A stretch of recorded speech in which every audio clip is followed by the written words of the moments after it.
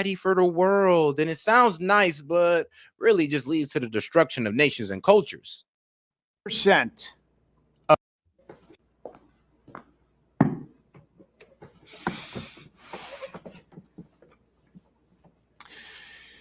They make up 56% of the world's population, 80% of global GDP, yet they occupy only 1% of the Earth's surface. Increasingly, they control larger and larger swaths of influence over world economics, and their leaders have quickly become some of the most powerful individuals in the world. If the 20th century was about the United Nations, the 21st should be about United Cities. Most nefariously, notice that dark background, their vision stands in stark contrast, really direct opposition to American Western ideals and even the concept of sovereignty as a whole. Now, you probably assume that I'm describing one of America's traditional geopolitical foes, Russia, China, Iran. Unfortunately, for everyone, you'd be wrong. The people, the thing, the entity that I'm describing, well, chances are you're watching from one right now. This is the story of our world cities, the globalist leaders that control them, their insidious plans, and how they've even rigged the game to skirt democracy, our republic, and really America itself.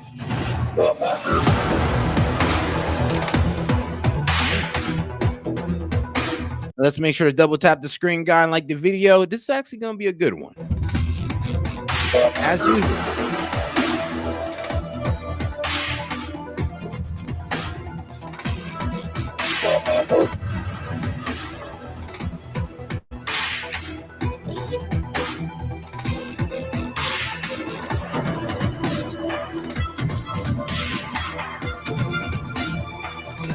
Oh, and like I said, guys, 18 super chats away from opening up the calling line. Appreciate the support, guys. Let's keep it going.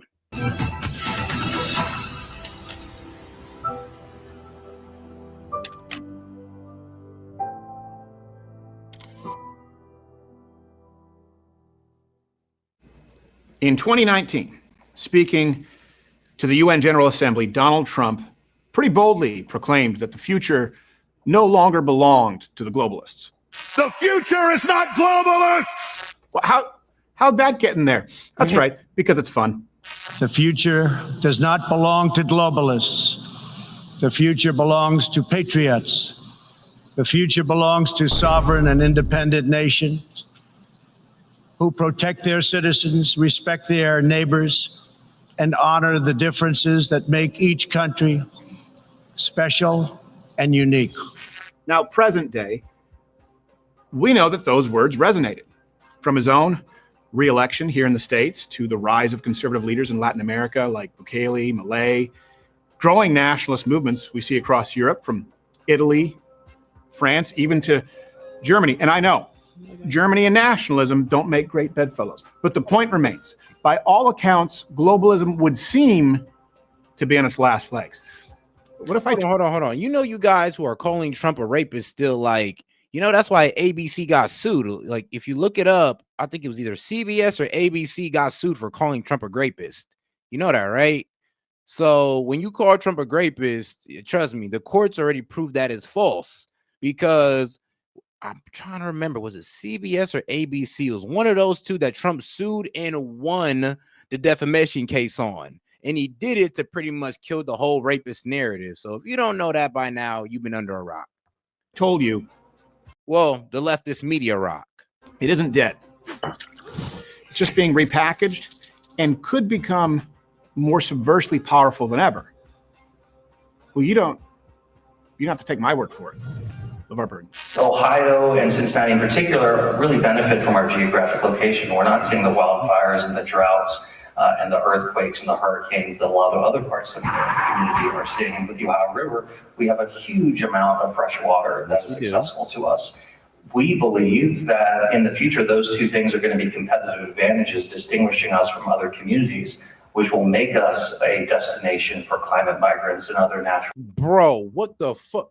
For climate migrants? No. No, these guys are idiots. They're idiots. And this guy's from Cincinnati, Ohio. My people in Cincinnati, get this guy out of office before you fill your town full of immigrants, because that's his agenda. He's talking about, oh, how nice the environment is, which Ohio is a beautiful state. Shout out Ohio. But bro, not for immigrants. It's a beautiful state for U.S. citizens, not illegal immigrants, not immigrants you just want to bring in because, oh, their country is going through a climate change effect. I don't give a damn. I don't. Okay. And trust me, most of American citizens don't give a damn either. Migrants, which we hope will continue to build our growth. And so we're seeding investments right now to make sure that happens. That was Cincinnati Mayor Aftab Purval. Keep an eye out for him on the national scene, by the way. Someday, I'm going to be a big star. But really, who cares about some mayor of Cincinnati is exactly the point. See, this year he spoke at South by Southwest as part of the United States Conference of Mayors. A group of mayors from across the United States, joined by international counterparts, descended upon Austin to preach the merits of their urban hellscapes and to plan more of them for you. First, let's get into a little background. Now, according to reputable sources, like all the news that's fit to print, New York Times, globalism is really just one big conspiracy. In fact, there's a New York Times article during the first Trump administration quoted Hate Watch as declaring, globalism is a principal driver for the fears that animate the radical right in the United States. In reality, globalism is not, as I'm sure you know, a conspiracy.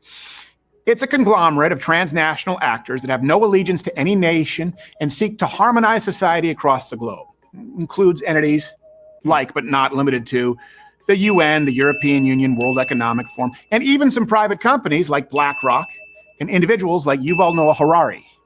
In essence, these organizations and individuals want to supersede the nation state. Oh, yeah, I remember Harari, the guy who pretty much said there are a lot of useless people in the world, or who have useless jobs. I'll be taken over by robotics. We'll no longer need them no more. And, you know, it got a little dark. I'm not sure where he was heading to, but it kind of sounded like he was heading to the elimination of certain people. To be quite honest with you, he gets a little dark. He doesn't really say it, but he kind of hints on it. Like, what are we to do with all of them? They can't do nothing for us. So what do they do? I'm like, bro, what are you trying to say? You're trying to say you're going to put in all these AI robots to make a useless class of people to do what with, Harari? As a means of achieving total control. You might be familiar with some of the buzzwords surrounding globalism, like equity, diversity, open borders, nations without borders, 15-minute cities, pods, George Soros. There, I knew you would. George Soros, the billionaire philanthropist and founder of the Open Society Foundation. Here is Soros himself explaining the origins of said Open Society Foundation during a 1997 speech at Harvard's Kennedy School of Government. The objectives of the foundation were to help open closed societies, help make open societies more viable, because open societies, being fallible, also have their deficiencies, so they need to be corrected, and to foster a critical mode of thinking, which is the basis of an open society. And this is how Open Societies describes the concept of equity and governance on their very own website. Open Society supports efforts to counter national and global imbalances of power that perpetuate injustice and fuel division and conflict.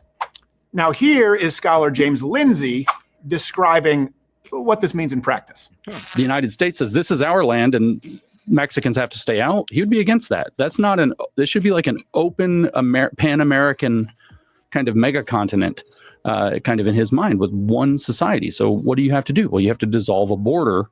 And how can you dissolve a border? Well, make so many people be able to cross that border through changes legally and through flooding the system, so that the border doesn't really mean anything anymore. I mean, that's how the Dems were pretty much acting. Like, the border don't mean nothing. Oh, they belong over here as much as, bro. People were really making them put, oh, they belong over here as much as you do. We're a country of immigrants. When really we're a country of settlers. But okay. But yeah, though. So they were preaching for no borders, for these guys just to rush on in and pretty much erode American culture. But they don't care because they hate American culture. It is what it is. But these are the same people that will call something unconstitutional. Oh, you'll abide by American culture now. Okay. Well, you can't have national imbalances of power when you don't have nations. Now. Okay. Now, if you've listened to a lot of the pundits out there, they would have you believe that globalism is dead and the nation state is rising again. The further a sovereign nation expands and globalizes, the more difficult it is to maintain the solidarity of the people. Why has globalization failed? I do believe that we have to stop believing in the quasi-mythical powers of globalization. And that's kind of where we are with the failure of globalism right now. We are at the end of globalization. Globalization is dead. I mean, globalization is over. A recent global survey by Ipsos found that only 48% of respondents said that globalization is a good thing for their country. And that number has fallen sharply in the past few years. Despite the gloomy headlines and events of this decade, globalization was destined to fail, all on its own. Hyperglobalization has fallen. The days of what might be called hyperglobalization, where everything was integrated under the WTO into kind of a single rules-based system, that is probably receding.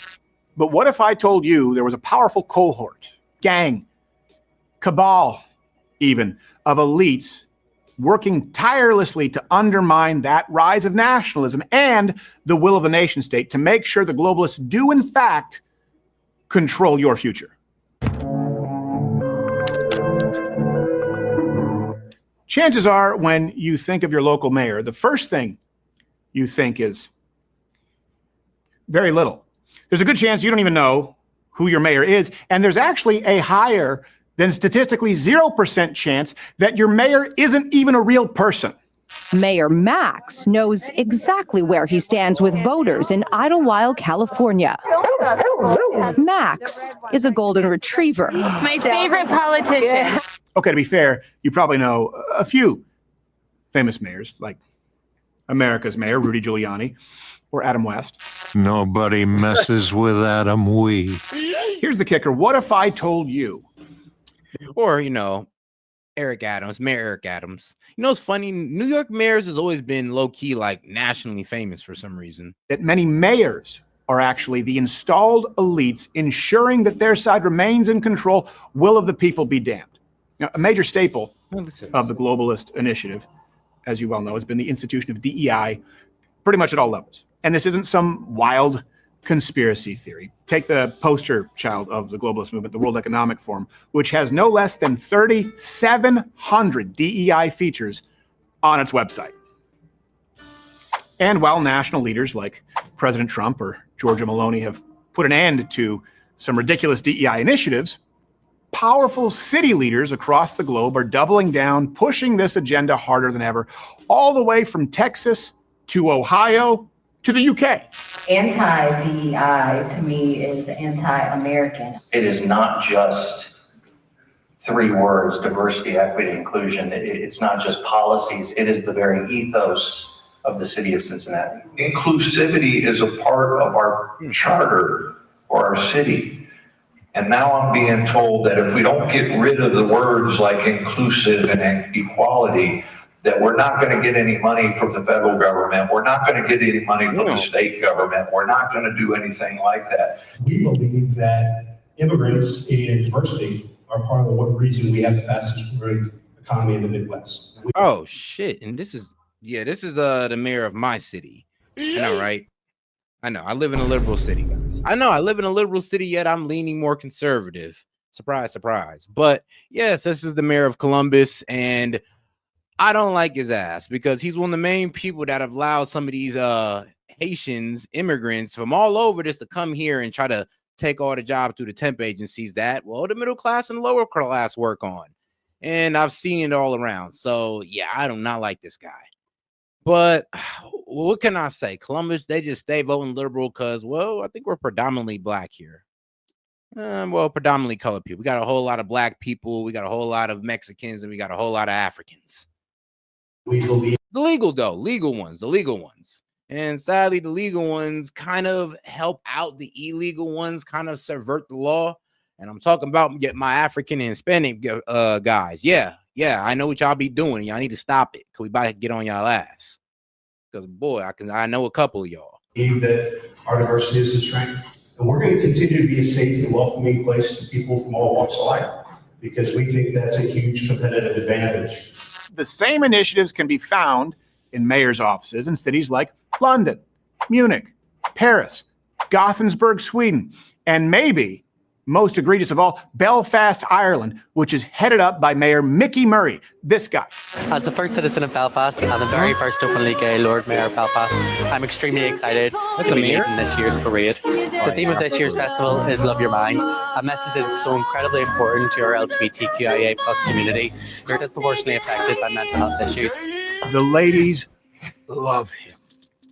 And if you think that DEI precludes actual, well, I don't know, equality. It is funny though. Women do. You know what? I'll just say it, bro. I swear to God, like the women pretend to love these beta male guys on the left. They pretend to love them because, oh, they agree with me. They don't challenge my ideas. I feel comfortable. I don't have to grow around them. That's why they like y'all simp asses, okay? Because you don't challenge them and because you make them feel good about thinking like an idiot. No offense. Then f you, at least according to Arlington Mayor Jim Ross.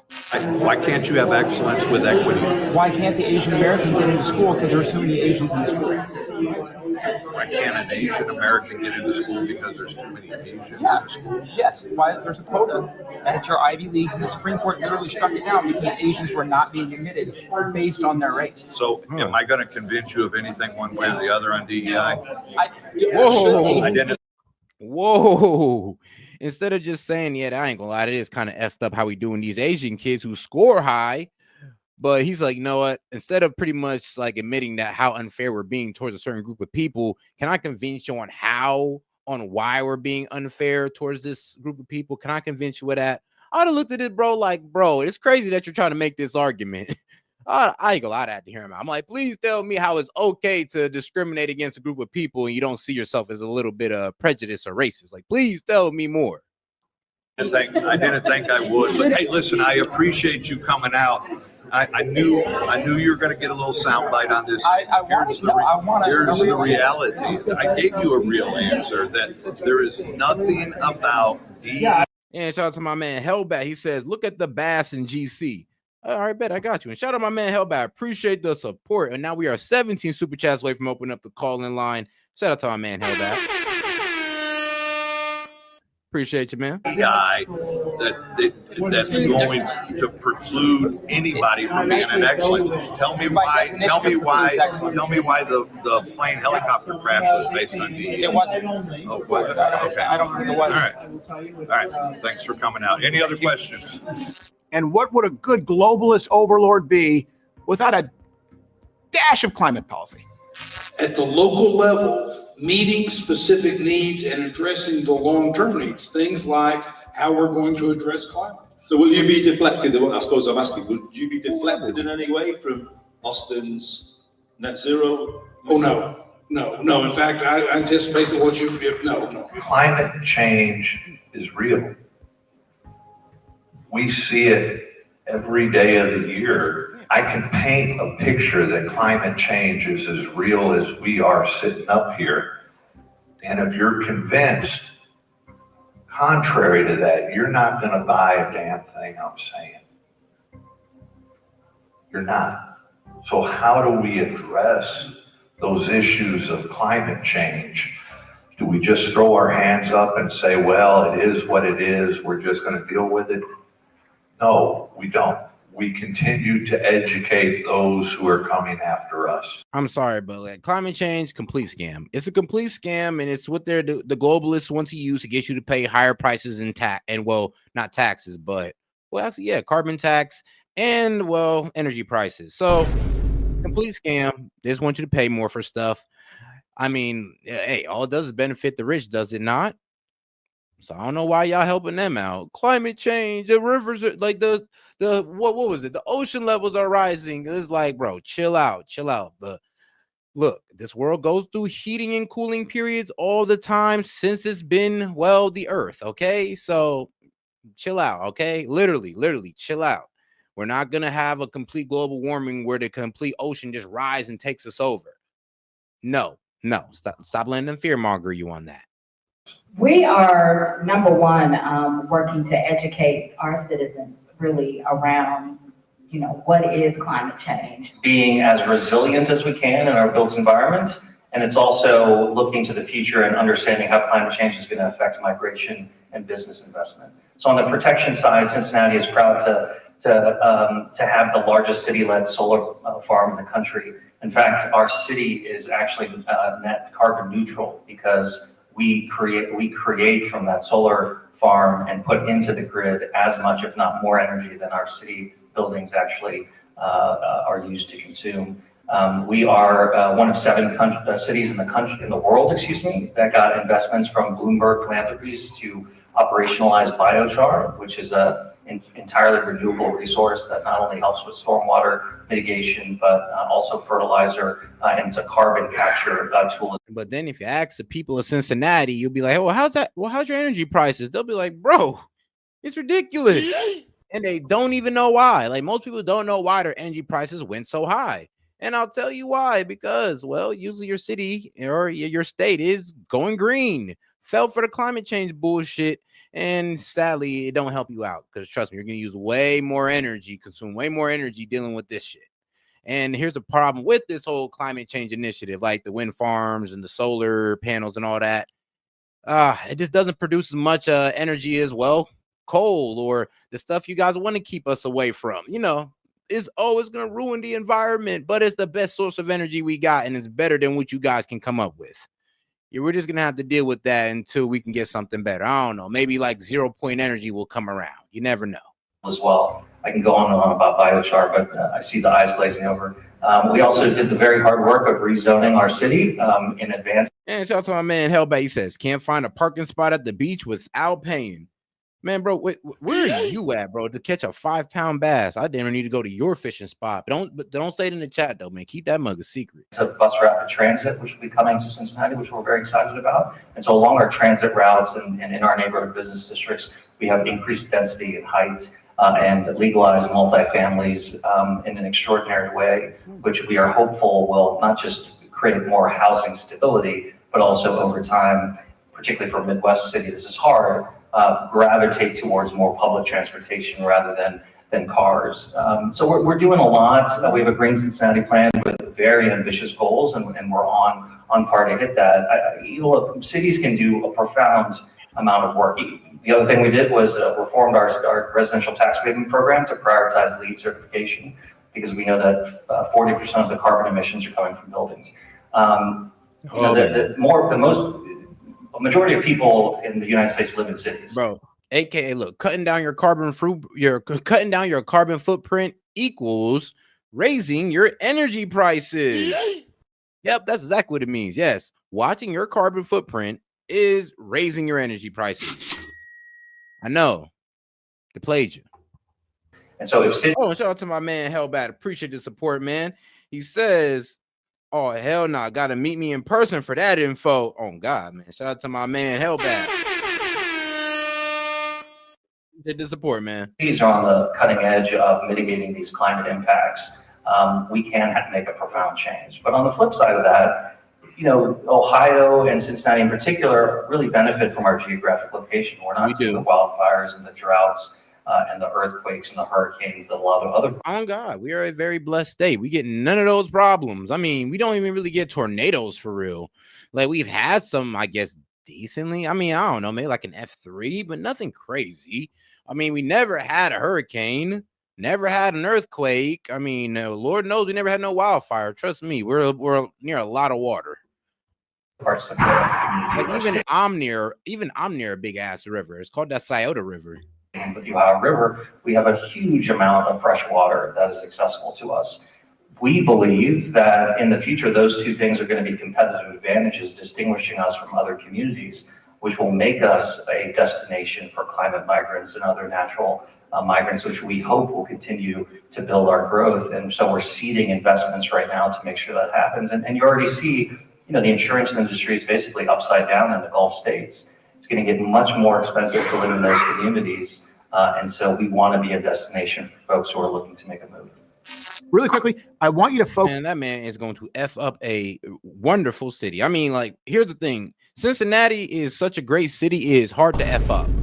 So if this guy managed to F up Cincinnati, I'm sorry, but yeah, Cincinnati, bro, it's hard to F up Cincinnati. It's in a great location. It got great weather and all that good stuff. I mean, it's down south. It's like Southern Ohio. So trust me, the weather is fantastic.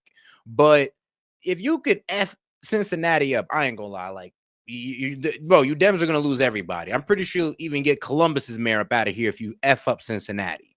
If you guys manage to F up Cincinnati, I swear to God, y'all gonna never run no office here in Ohio. Because come on now, Cincinnati, like, bro, there's a big business is booming in Cincinnati. It's probably the only city that rivals Ohio when it comes to, not Ohio, but Columbus when it comes to businesses coming in here. On one of them. I mean, it'd be us, Cincinnati, and then maybe like Dayton.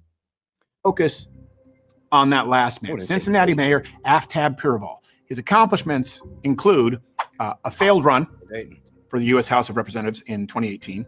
He was elected as Cincinnati mayor in 2021 with 65% of the vote and spoke at the 2024 DNC in support of Kamala Harris and is generally seen as a rising star within the party with all of the hallmarks of a young Obama type. He is going to be a major player. Now, oh Lord, we really know that initiatives like DEI, he might run against Vivek for governor, and climate change action, we know what they're actually about, right? Ensuring predetermined outcomes and controlling what you can say, who you can criticize, what you can drive, where you can drive, and how often or when you can drive, even what you can eat for dinner. What we're actually here to say is that you'll soon be eating crickets because, well, you have no choice. But now we have the irrefutable proof that these mayors and city... And I already covered that. Shout out to my man Rizza Islam. Yeah, that man was covering it, pretty much saying how Bill Gates is funding an organization or, a corporation to get you to eat crickets. Yes, bugs, cricket powder, cricket protein. Oh God, I know. Eat the bugs. Leaders around the world are pushing these agendas. So what is the actual goal? What do they want to achieve through all of this? Well, like I just said, it's control. And their plan to achieve... And shout out to my man Vladstein coming in with, why ain't we talking about the nukes they set off during the Cold War for test? They punched mega holes in the ozone for the last century. I mean, yeah. And for the last, you're right. You're not wrong. You're not wrong about that. That could contribute to our, climate problem. But even that, I think we're probably cool on that. It's not like we went crazy. Well, actually, no, you're right. No, actually, Vladstein, I'd actually take that back because I do remember them saying that, yeah, there were some side effects of them having, environmental side effects of them blowing so many bombs in that area. So you are right about that. Now, could that contribute to today? I mean, shit, maybe anything's possible. I hope not, but possible. Leave that control outside of what we understand to be our democratic republic. And by the way, it's actually quite a brilliant plan for control, if a little outright evil.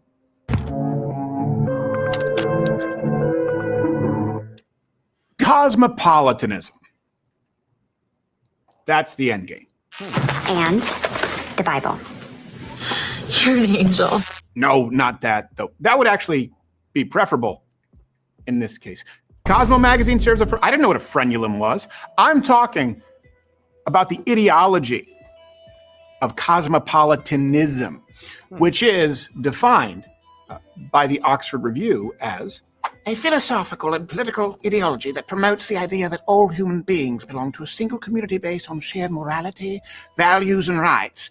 This perspective transcends national, cultural, and ethnic boundaries, advocating for a world where individuals are treated with equal respect and dignity, regardless of their background. The term derives from the Greek word kosmopolites, meaning the citizen of the world, which highlights the notion of global citizenship. What does it mean to be a global citizen? To me, being a global citizen is understanding that everything's connected. Making decisions based on the good of everyone, not just ourselves. I am a global citizen. Only one planet. Loving people is the best way. I mean, God damn it. Why can't people understand that? You know, we can live in peace and be separate cultures. We can live in peace and have our borders still. Like, let's not sit here and pretend like, oh, it's because we have our borders why we have conflicts in the world and all that good stuff, man. Cut the bullshit. It's like, I don't understand what y'all are trying to achieve with this. If anything, you're almost disrespecting cultures and you're getting people to buck back against you, which is causing, well, I'm tell you what it's not causing, world peace. But I will tell you what it is causing, well, social dysfunction in certain countries. So cut it out. Please, like, come on now. Like, nobody want this globalist stuff. This is the whole reason why people are getting pushed towards a more nationalist idea, American nationalist idea in our case. For you to be a global citizen. We can't limit our concern to national boundaries. That is the world we're fighting for. Because the world we want and the world we're envisioning is the world we're going to make, and it's going to be beautiful.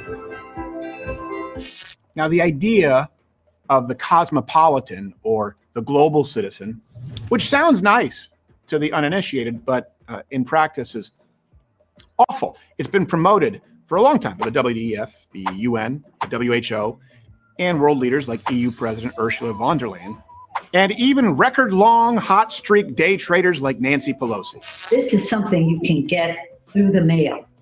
Okay. Run out. Oh my. I remember this. Wow. It all sounds so nice, though. Doesn't a better world? She had a shitload of ice cream. I know. She had designer ice cream. Like Nancy Pelosi had that designer ice cream. I mean, like, boy, had it all special packed up and all that with all her money that she got from inside trading. I mean, boy, finesse the American people just to go out in the bear and buy luxury ice cream. Shoot, you trying to share, Nancy?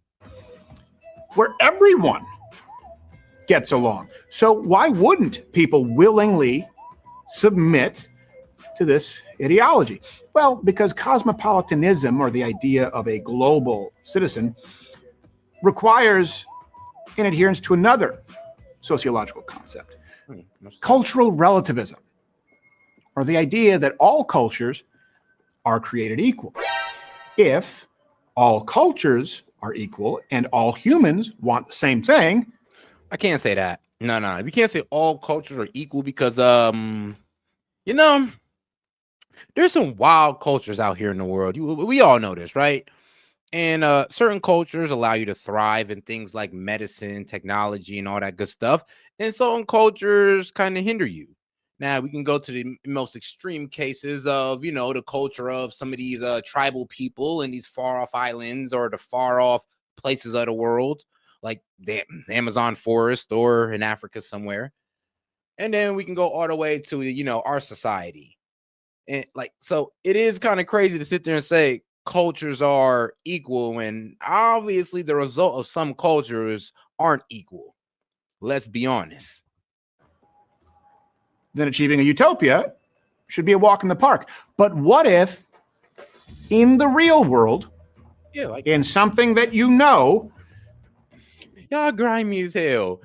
Y'all like, like cannibalism. I'm like, come, okay, yes, we know they practice cannibalism. I know. You go out there in the Amazon forest and your ass going up on the barbecue.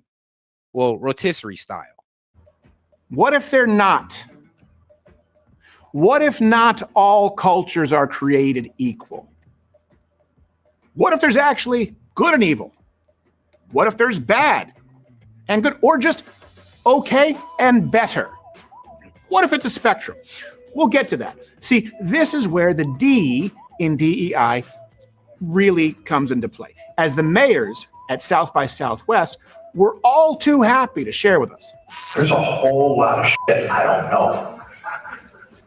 A whole lot that I don't know. And one of the things I don't know is what it's like to be black, or what it's like to be Muslim, or what it's like to be a woman, or what it's like to be gay, or Latino, or Asian, or Hindu. For a city like Cincinnati, which is a black city, 45% of my city is black. We want to keep it that way. Yeah, we want to keep it that way. No, in all seriousness. Like, please, can we keep it that way? Like, damn, can we get Cincy? Like, let us keep Cincinnati. Like, why y'all gotta hate on us because black people got Cincy? Stop hating and stop trying to push immigrants in there. Like, what's wrong with you guys? Oh, it's a black city, so I want to pump it full of immigrants. Bruh. Like, dude, what does that make sense? It's already no, I was about to say something. No, fuck, it's already full of black people. It got enough problems. You want to pull it in and push it in full of immigrants. And there's more well-to-do black people in Cincinnati. Trust me, there's actually black money out there. But to sit there and pretty much sit there and say like, hey, yo, there's 45% black people, they can use some immigrants. It's like, no, we would not appreciate that at all. That is inconsistent with our lived experience. What all these prospective employers wanted to see. Do you have a place where my Muslim, my Black, my Latino, my Asian, my gay employees are going to feel welcome and loved in your community? You know, in Ohio, I've never met another Tibetan I wasn't related to. So it's not, you know, there's not a lot of representation. And that's fine. That's fine. If in Ohio, I never met another Tibetan. I know, because this is not Tibet. This is America. Yes, of course. I would hope your experience is like that. Like, yeah, you know, I went around America and all I seen was a whole bunch of black, whites, Hispanics. It's like, I know, because that's majority of it. And then the Loki goes in ranking from white, Hispanic, and black. So yes, I would hope you went to America and had that experience, because that sounds about right. That sounds about right. That sounds like how God intended it to be. Now you out here coming out here and you seen a whole bunch of Tibets. Like no, there's something wrong with that. If you're out in Ohio, you've seen a bunch of people from Tibet. No, there's something going on, and it's not right. And just of Asians in politics. So, you know, if you see it, you can believe it. I didn't really see it, and so I didn't really take that passion that seriously until, you know, President Obama, and without question, a historic figure, our first black president.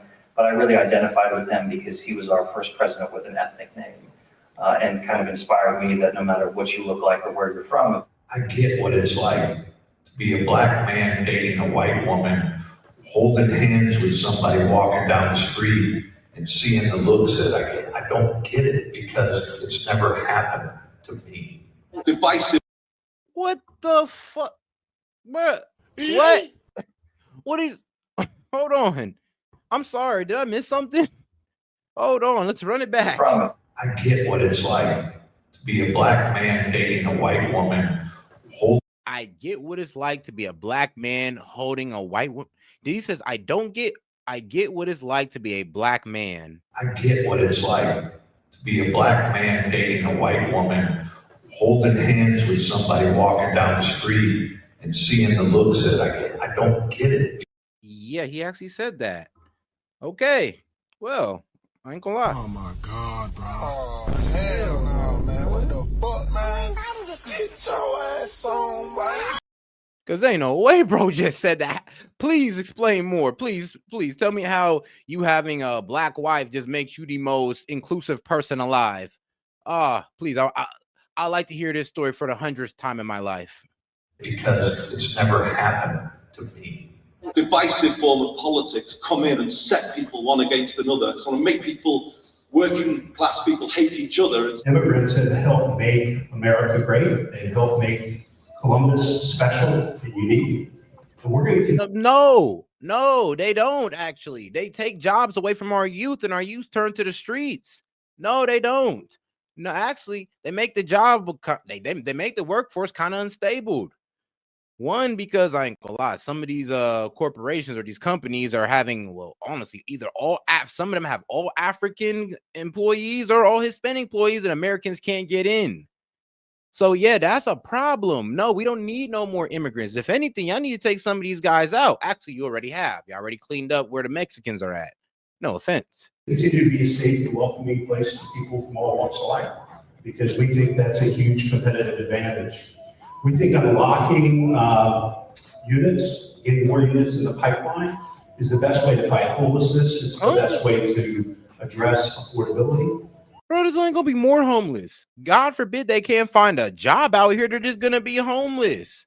I mean, sometimes y'all be dumping the worst of the worst over here. These people don't know a lick of English and they can't even really get a job. Because, I mean, bro, look, if they don't know Spanish or English, or at least French, they might be fucked. You might be fucked. If you don't know one of those 3 languages, it's almost impossible for you to get a job here. Because if you speak French, it's usually because you're African and you can get around at least a little bit. Spanish, I mean, bro, we got enough of y'all here. You'll be all right. English, everybody damn near speak English. Well, except you go heavy enough into Hispanic and African communities. I mean, trust me, for some reason they stop speaking English. I mean, like literally, they don't know it. And we think that's through land use and incentives, not demonizing certain groups of people and blaming them for all our problems. Now, I know what you're thinking, and you should be ashamed. Hasn't the diversity shit kind of ruined some cities? Which ones? Ruined mine. Oh, yeah, almost all of them? Of 31 suspects following a crime spree in Cologne on New Year's. I'll tell you that right now, man. Like, bro, it definitely did ruin my city. They like sucked out all the job. They raised the house. They raised housing and they raised rent. I mean, yeah, they effed up Columbus a decent amount, but it wasn't as bad as some of these other sanctuary cities. Like when I compare ourselves to places like Chicago and New York, I just shut the hell up because I'm just like, you know what? It ain't that bad. It ain't that bad compared to y'all. So I'll just shut the hell up and be grateful. More than half are asylum seekers. Trying to cross at any price. Migrants regularly try to climb into trucks on the highway near Calais. Wild.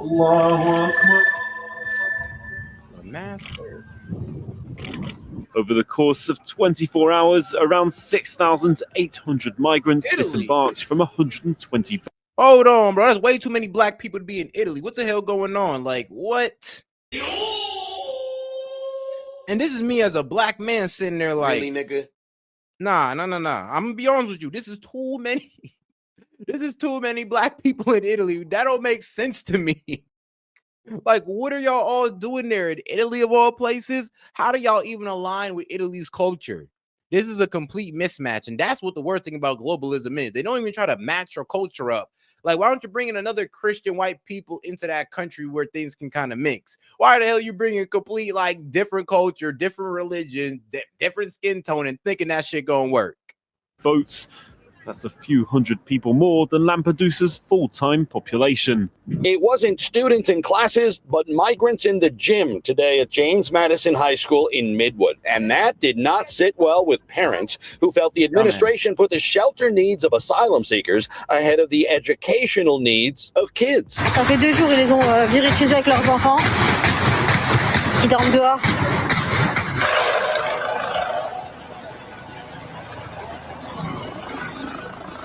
So, yes, it could be argued that cosmopolitanism has been a mixed bag.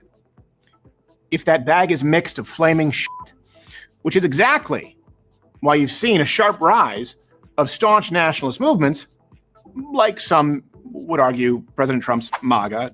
Yeah, American nationalism. And I remember I was having that little talk with Shmuley when he was pretty much saying that all nationalism is bad, it's all bad ideology. And, well, I ain't gonna lie, I was a little bit grimy, and my bad, Smoothie. My bad, but I'm gonna stand on what I said when I said that. Well, it's kind of because you're Jewish and you have a bad history with nationalists, is why you hate nationalism so much.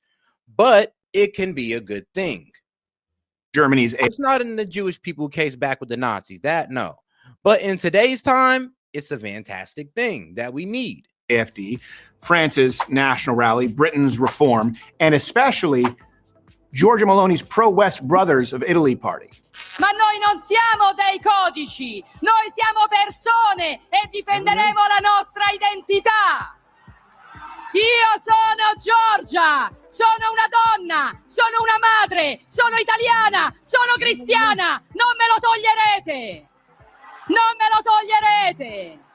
Yeah, you can see why the cosmopolitans wouldn't be too fond of her. Hey, this shows that nationalist movements can win, right? The globalist regime is in retreat in capitals from DC to Berlin, Paris to Rome. The scary part is that globalism has really just morphed into a strategy controlled by metropolitan centers like the aforementioned Berlin's, Paris's, other Western metropolises, that then extend all of that influence and power to the country and the